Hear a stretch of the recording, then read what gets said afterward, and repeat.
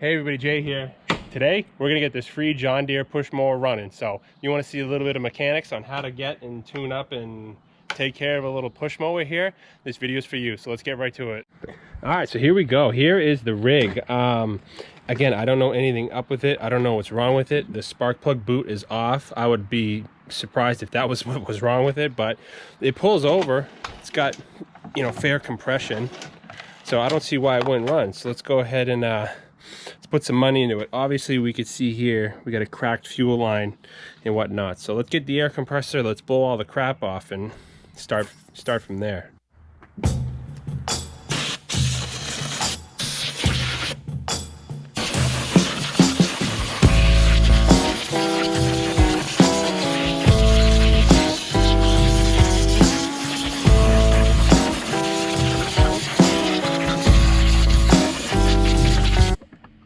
All right, so now that we got the bulk of the crap blown off of it, let's check the air filter, see how, first of all, make sure there's one in there and see what kind of shape it's in.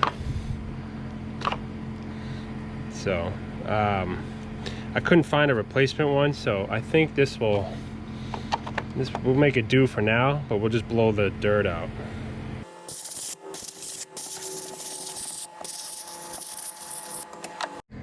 So we're just gonna plug the intake there with a glove, and we're gonna blow. It looks like there's just some grass built up in there.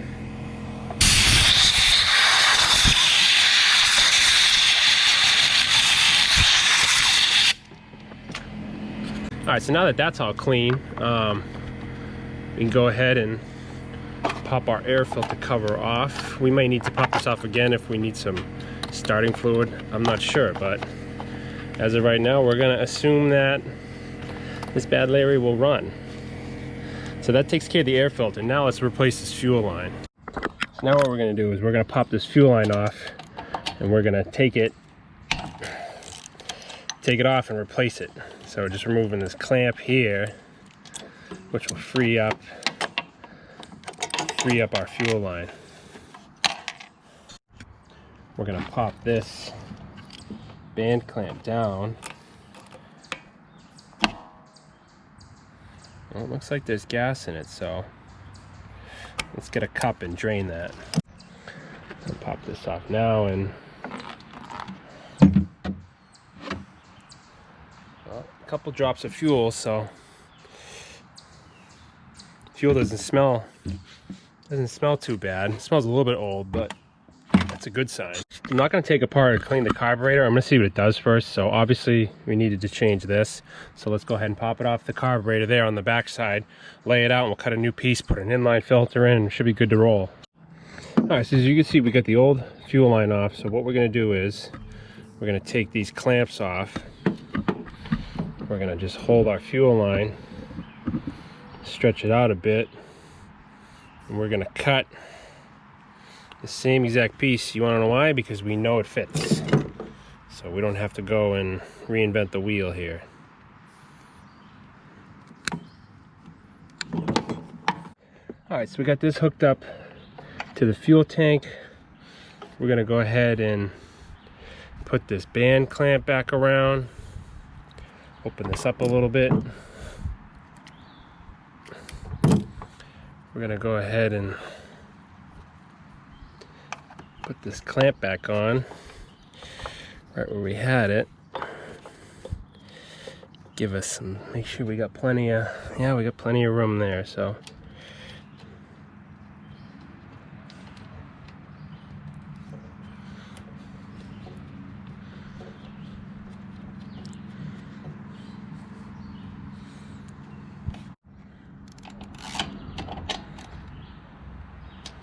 we're actually going to run and splice in an inline fuel filter. So I'm going to put this right here. This, two things.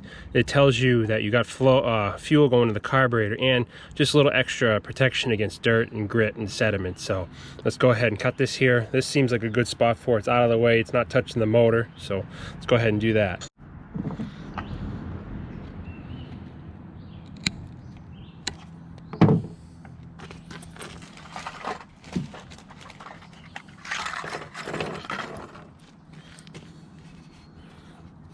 These also have a directional See the arrow? That's flowing to the carburetor, so make sure you put these on the correct way. So I get that one on. Now we need to cut a section of fuel here to fit. Trim it a little bit.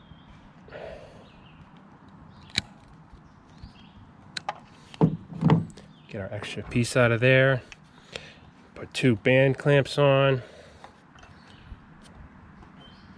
Boom. Let's tighten this all down. All right, so we're all clamped up here, that's tight. It's fixed back on the gas tank. So now we can move on to the spark plug. All right, so our spark plug's right up in there. So let's get the appropriate spark plug wrench. Let's pop it off and just see. The plug's good because it gives you an indication of, you know, how your motor was running and whatnot. If it was running rich, if it was running lean. So it doesn't hurt to have a peek. Could be brand new, I don't know.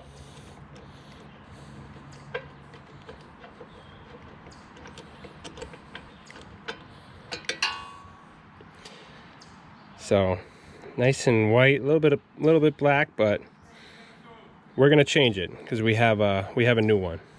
So while we're here and we don't know the history of this motor, we're gonna spray some PB Blast in the cylinder there and just pull it over a few times just to help lubricate some stuff.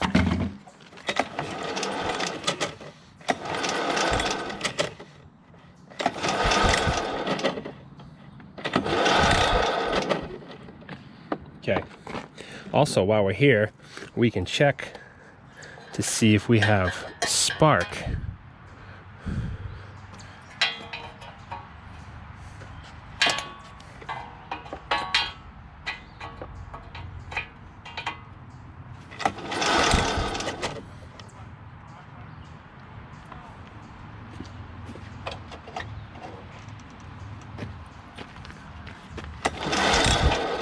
All right, we got some spark, so that's good. Let's go ahead and put the new plug in. Another tip too, you want to make sure that you get the same plug with the same number. Make sure that the plug that came out of it is the right plug for the model. You can find out all that information online. Just make sure that the thread's the same size. So this is apple to apple, the same size plug. So let's go ahead and put the new plug in. So, all right, nice and tight. Let's put our boot back on. And let's change the oil. All right, so now we're gonna dump whatever oil's in this out of it. First thing you wanna do is you wanna crack the oil cap to give it some air to vent. And then we're just gonna take this plug out. This is a low oil sensor, but this motor doesn't have it. So when I take this out, it looks weird. It's not your standard plug, but as you can see here, crack the seal, your oil comes out black and dirty. This thing hasn't been changed in a long time. So we're gonna let that drip into our bucket here, like such. All right, so that's pretty much done. Just gonna clean up, obviously, our excess oil here. Doesn't look too bad, but it's definitely black for sure. So again, clean up the deck. This will be the shiniest part of the deck. Wow, look at that steel. That actually cleans up really nice. So let's wipe up the extra oil, tighten that back up, and then I think we're good to put some fresh juice in it.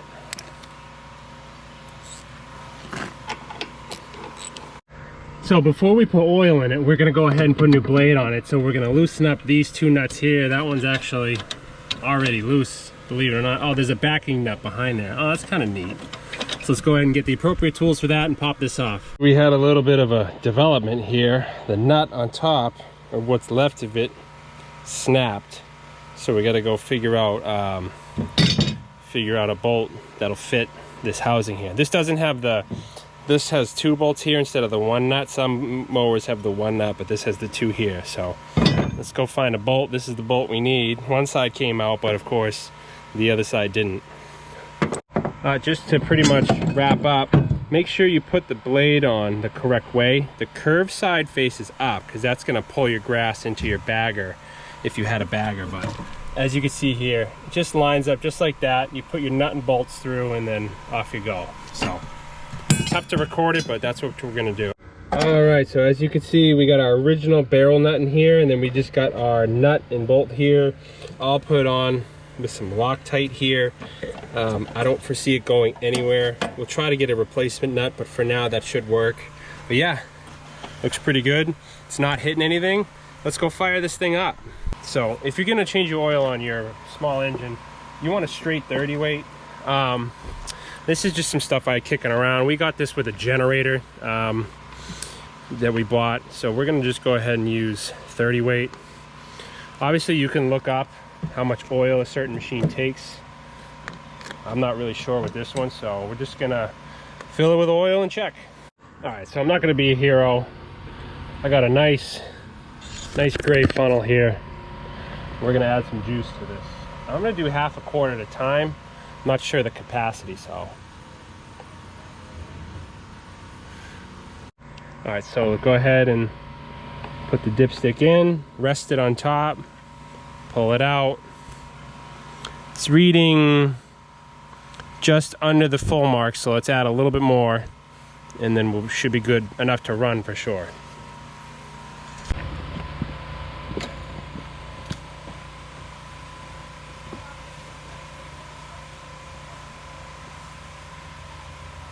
All right, here goes nothing.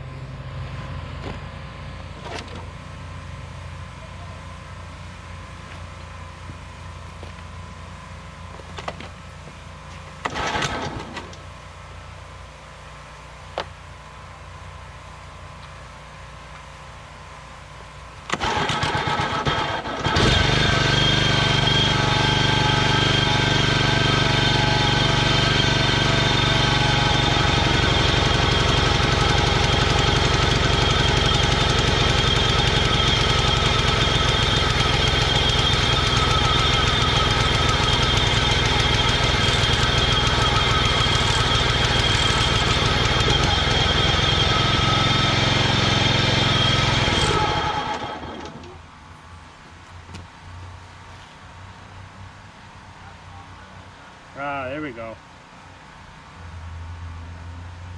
The fuel was off.